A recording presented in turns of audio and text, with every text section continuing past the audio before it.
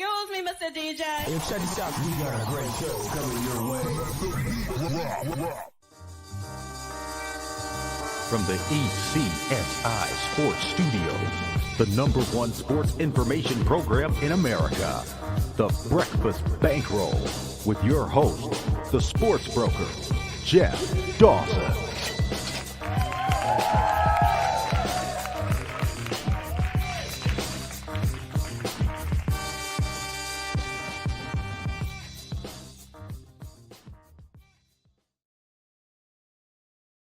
Good morning, sports fans from all around the globe. I'm your host, Jeff Dawson, East Coast Sports Investors, and this is your breakfast bankroll for Wednesday, December 28, 2022, an abbreviated version with our trip across the border with our good friend and colleague, Andrew McInnis. We're have a small window today, and I wanted to bring him on because I want everyone to hear what's going on in his neck of the woods as the World Juniors have started, and a couple shockers on opening night as the big-time favorites host Canada was shocked as they lost game one, and the co-favorites Finland also game one, as Andrew's actually saw a game or two, and he's going to a couple games today. So without further ado, let's bring him on, the one and only Mr. Andrew McInnis. Good morning. Good morning, sir. Merry Christmas. We talked during the holiday, but I hope your Christmas was great.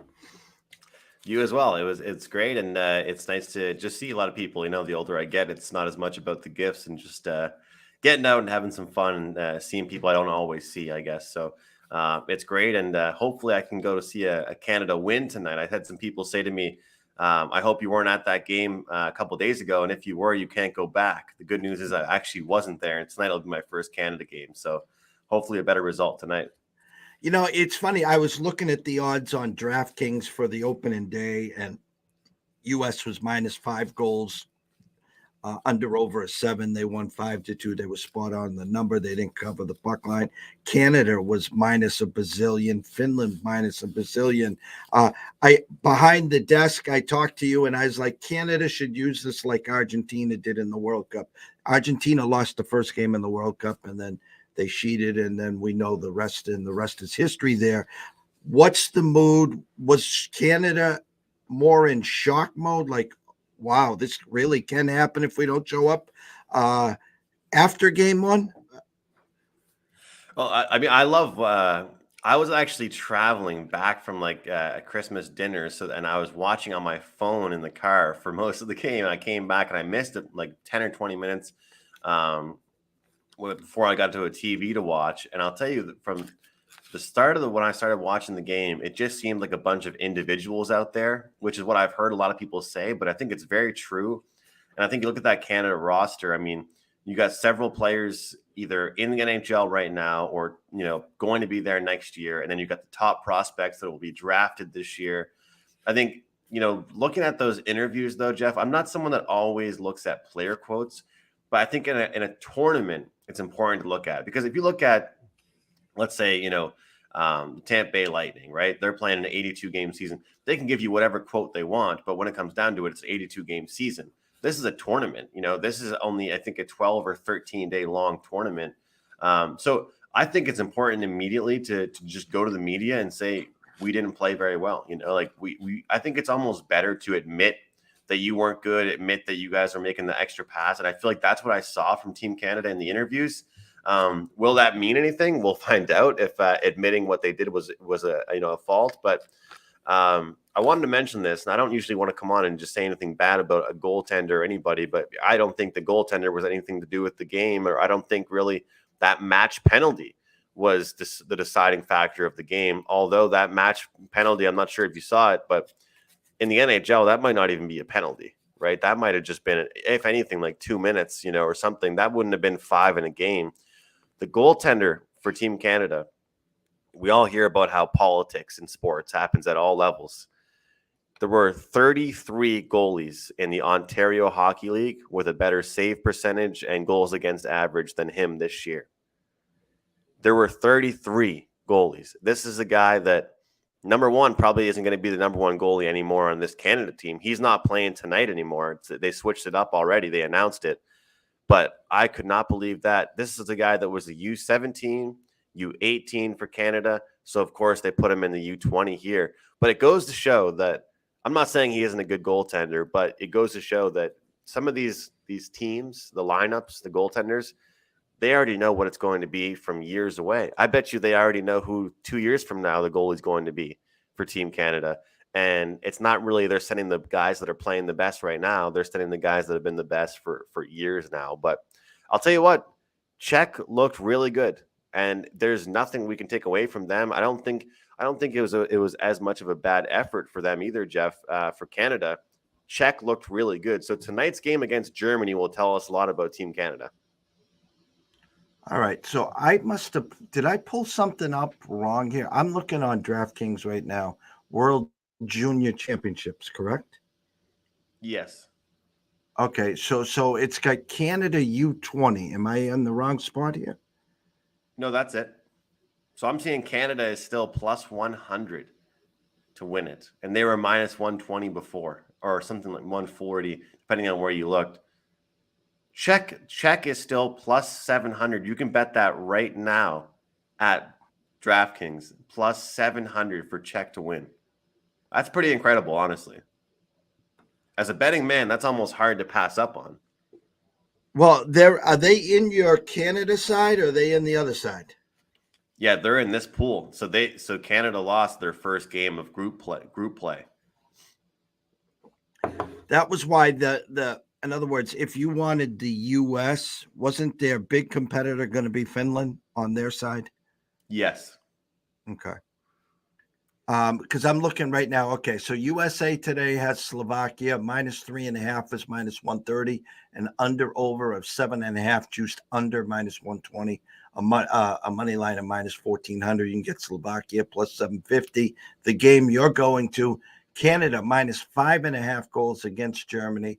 Over 7.5 minus 125. Yeah, it's crazy because I saw yesterday look ahead at some spots. They had Canada minus 4.5, heavily juiced like 130, 140, and then they finally got to the 5 and 5.5 there. Look, honestly, I think the play tonight is what I look at in a lot of these games where I do expect more of a lopsided game is just looking at the over 7.5. You know, you and I, it's so funny because you and I break down these team totals together in the NHL, or we'll break down a 6.5 and a team total of 3.5, 4. Well, if you really, I mean, this is the thing. Yesterday is a great example. Last night, I had a friend that had a big bet as far as his bet sizes go on the over in the Czech versus Austria game. And I said to him, you're going to need an 8-0 win for Czech because Austria is not scoring. And what happened? They won like 10-0, I think it was, you know? So he cashed his over, but he might as well have taken the spread. But the way I look at things is in this game here, Germany didn't look too bad yesterday. They actually created lots of chances. Sweden's goaltender, I was at the game. He played very, very well. The defense looked pretty good. And I think not only was Canada's offense not clicking, it was their defense that kind of didn't have everything together. You know, I think they were trying to push up a little bit into the offense.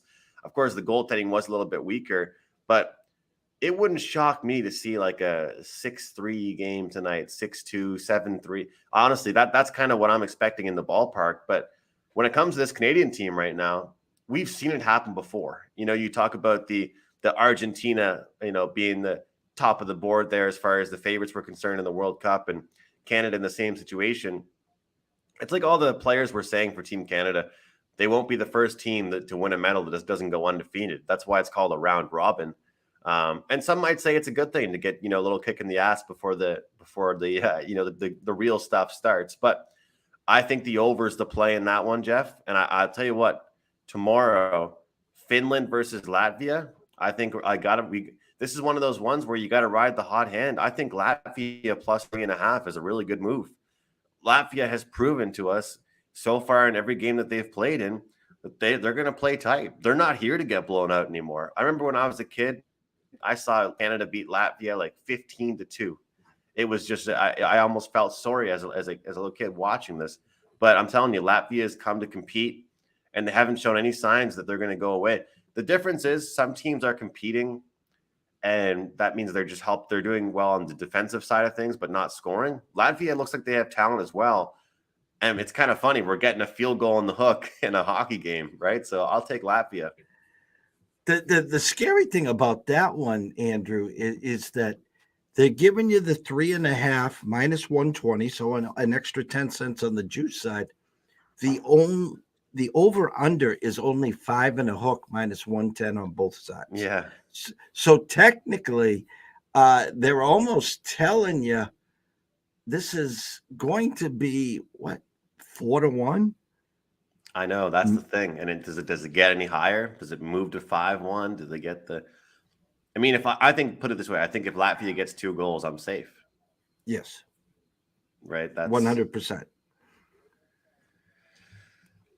But I'm telling you, this is one of those things where I didn't, I used to do a ton of research before this tournament, and I still keep an eye on the prospects and different things, but sometimes you got to watch.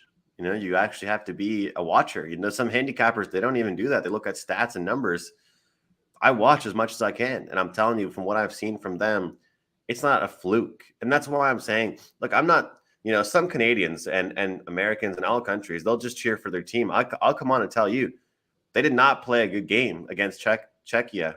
But guess what? Czech actually played very well too. Like they had a good game, and Latvia isn't getting lucky right now. I mean, you're spotting a team that just took 2 teams to overtime, I believe. I think both their games has been both their games have been decided by 1 goal, if I'm not mistaken. Or they've been they have their game 2 days ago was against US, I think, and it was tied going into the 3rd period, and then it turned into a little bit of a blowout. But I think they can keep things close. But that's the funny thing, Jeff. It's like you look at some of these games, I always say that let's scroll down a little bit and see like when 2 of the bottom teams play, it's kind of the opposite of my theory in the NHL. In the NHL, when I see 2 teams like bottom of the pack playing each other, I always say take the over. It's a pond hockey game. It's a chance to win. It's a chance to score. In this world hockey, it seems like it's shut down 1-0. I mean, Sweden's a great team, but yesterday at the game I went to, Sweden versus Germany, that was the most exciting 1-0 game I've been to in a long time. You know how all these new age hockey fans, they want to see 6-4, Jeff? I liked a 1-0 game. It was fun. I'm looking at some games for tomorrow as well. USA minus 3.5 against Switzerland, under over a 7, over minus 115.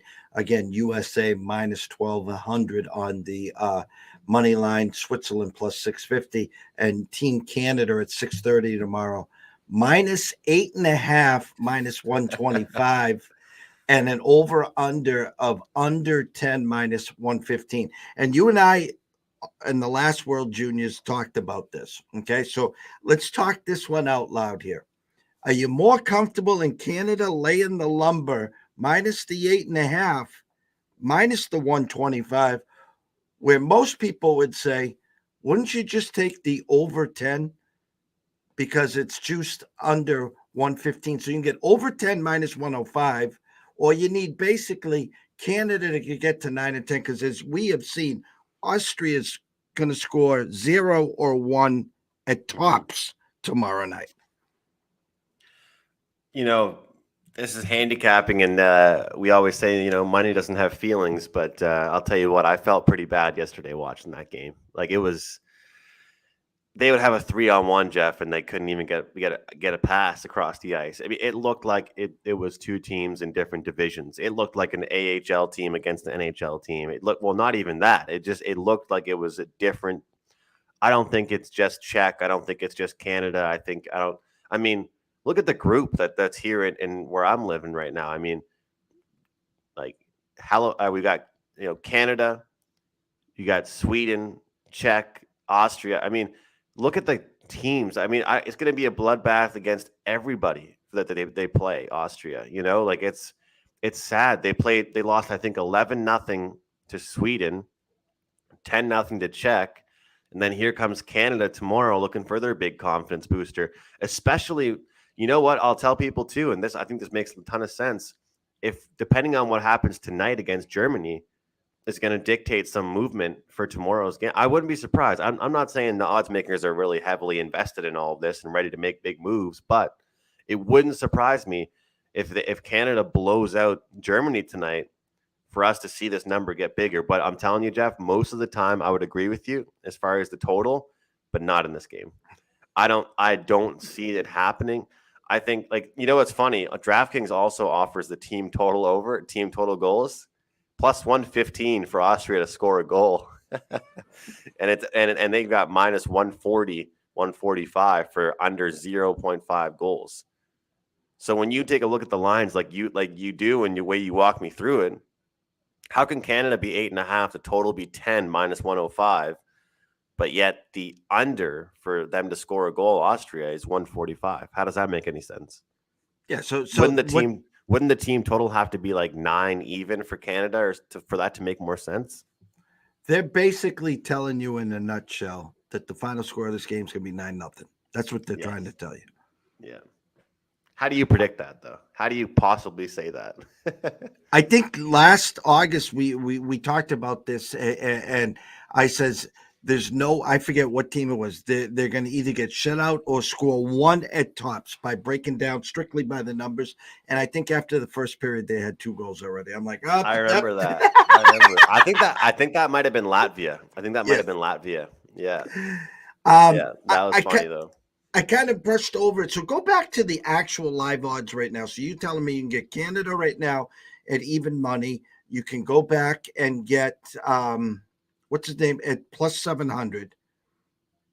Yeah, you can get, like, that's actually ridiculous. Czech at 7-1. What is the US and what is Finland? If you want Austria, I can give you the odds on them too. That's okay. Sweden plus 550, Finland plus 500, USA plus 300, Canada even money. I mean, I haven't watched enough of USA, but I remember saying that I didn't think they were going to be as strong offensively. I know they've got some good, solid guys defensively, but I still think, in your email you said you mentioned Finland, right? 5-1. I mean, there almost seems to be more value on that right now as we speak. And it's kind of like March Madness, all you got to do is get out of the round robin, right? Yeah, I mean, the thought process very simply was going to be Canada's standing and who is going to be facing them. Is it going to be US or is it going to be Finland? That's what the thought process goes through. So USA for the fact that they're 1-0 and now Finland's 1-1. Is that correct? Yes. But in case if Czech doesn't lose a game, if they don't lose to Sweden, they're going to sweep the group. They'll finish at the top of the group, which will make things a little bit different for Canada. But obviously, if Canada, wins their next 3 games in group play, then things are a lot different for them. Well, as we speak, DraftKings moved the Czech-Sweden game tomorrow. The total now under 6.5 to minus 115. So, as usual, DraftKings is easing in on our shows. Say, how you doing, guys? We're right here. That one is probably the most interesting one of the. That's what the people, the publics and the parallelograms, as Dave Sheridan would say, that would be the square bet of the day tomorrow would be on Sweden. I'm looking for that. That to me is one that I probably won't have action on. I'll be interested to watch. I would lean towards the under.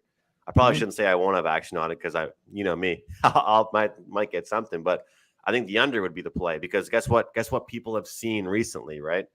They've seen Czech play Canada, shock the world, put 5 on them, and then they just saw them dominate Austria, who, they were in the offensive zone for 50 out of 60 minutes in the hockey game, and they were on the power play for about 20 minutes out of 60. So you see a 6.5 slightly shaded towards the under. What do people like betting? They like betting overs. I think game goes under. Last minute, the scroller's been going the whole time. Everyone watching who's not following this gentleman, please go over to Twitter at McInnis Picks. You can see his work at Wager Talk Sports Mayflower. You can go over to YouTube and subscribe. It's free at Mayflower Sports. The promo Andrew 10 is what we've had up there for the last couple of weeks. Andrew, last week of 2022. Next year, I will see you in 2023. Close it out for us. Tell the folks what you got this week. Well, we've got lots of promo deals going on over at Wager Talk. Anybody interested for the year subscription? As you and I always talk about the longer term stuff. So if anybody wants to look at that, pretty much before the new year starts is the best time to get on board really for that type of stuff. But follow me on Twitter at McInnis Picks just to get some stuff I tweet out and any package information. And if you're watching on YouTube, hit the like button on this video, show some love. And I want to thank Jeff for letting me come on a little bit earlier today. We usually we're around middle of the day, but I appreciate your time, Jeff. Always, listen, and it goes both ways. You know, life gets in the way, and we talk about obviously family first, and it's the holiday season. A lot's going on. So whether it's 20 minutes or an hour, 20 minutes, at least we get out here, get to talk some hockey, talk some World Juniors. Nothing better. I'll have the TV on all day, obviously watching the juniors. You'll be live. Don't do us dirty. Make sure you send out some pictures on social media and enjoy yourself. So for myself, Jeff Dawson at EC Sports Invest, from Andrew McInnis at McInnis Picks, we wish everyone a blessed day. Have some fun, and we will see you soon.